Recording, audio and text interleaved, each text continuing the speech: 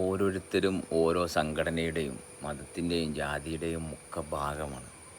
എന്നാൽ അതിലൊന്നുമില്ല, ഒരു ചുക്കുമില്ല എന്നുള്ള ഭാഗം പലപ്പോഴായിട്ട് നമ്മൾ തിരിച്ചറിഞ്ഞിട്ടുണ്ട്. ഈ സംഘടനയിൽ ഇരുന്നപ്പോഴും സംഘടനയിൽ നിന്ന് പുറത്തായപ്പോഴും പുറത്ത് കടന്നപ്പോഴും നമ്മൾ ഓരോരുത്തരും വേണ്ടാത്ത ഓരോ കാര്യങ്ങൾ ചെയ്യുമ്പോഴും നമുക്കറിയാം ഈ സംഘടനയോ അല്ലെങ്കിൽ ഒന്നിനും നമ്മളെ നിയന്ത്രിക്കാൻ പറ്റില്ല, നമ്മളെക്കൊണ്ട് മാത്രമേ ഇതിൻ്റെ പോസിബിലിറ്റി ഉള്ളൂ എന്ന്.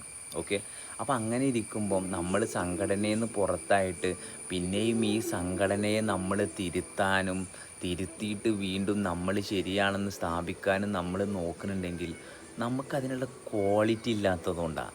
മറിച്ച് സംഘടനയിൽ നിന്ന് പുറത്തായിട്ട് നിങ്ങൾ ജീവിക്കണില്ലേ, അപ്പോൾ നല്ല രീതിയിൽ ജീവിക്കാനുള്ള എല്ലാ അവസ്ഥയും അവരവരിലുണ്ടെന്ന് കൃത്യമായിട്ട് തിരിച്ചറിഞ്ഞില്ലേ.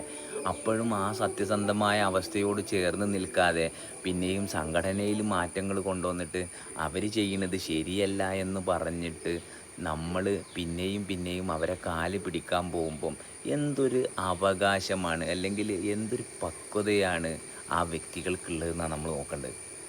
അത്രയും സിമ്പിളല്ലേ. നിങ്ങൾ പുറത്ത് പുറത്തും അകത്തും പോയപ്പോഴും നിങ്ങൾ ജീവിച്ച്, പുറത്തായപ്പോഴും നിങ്ങൾ ജീവിക്കണ്.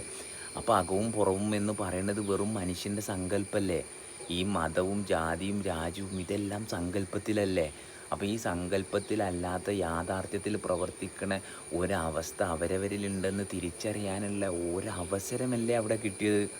അപ്പോഴും ഇതുമായിട്ടുള്ള അറ്റാച്ച്മെൻറ്റും അല്ലെങ്കിൽ ഇതിലൂടെ മറ്റുള്ളവരുടെ ആ ശരീരത്തിൻ്റെ താല്പര്യങ്ങളെ ഒളിച്ചും പാത്തും കൊണ്ടുപോകാൻ ഇതാണ് ഏറ്റവും നല്ല അവസരം എന്നുള്ള എവിടെയോ ഒരു മെമ്മറി കിടക്കുന്നതുകൊണ്ടാണ് ഇതിൽ നിന്ന് വിട്ടുപോരാൻ പറ്റാത്തത്.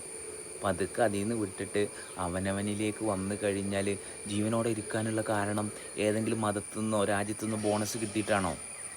ഹൃദയം ഇടിക്കണോണ്ടല്ലേ. അപ്പോൾ അത് ഓരോ വ്യക്തികൾക്കും കൈകാര്യം ചെയ്യാൻ പറ്റുന്ന കാര്യങ്ങളല്ലേ, അതല്ലേ ഫോക്കസ് ചെയ്യേണ്ടത്. ഭയങ്കര സിമ്പിളായിട്ടുള്ളൊരു കാര്യമല്ലേ. അവനവൻ്റെ ക്വാളിറ്റിയാണ് ഒരു മനുഷ്യൻ്റെ ജീവിതം എങ്ങനെ ജീവിക്കണ ഭാഗത്താണ് എന്നുള്ള തിരിച്ചറിവ് നൽകുന്നത്. അപ്പോൾ സിമ്പിളായിട്ട് അവനവനെ ഫോക്കസ് ചെയ്യുക.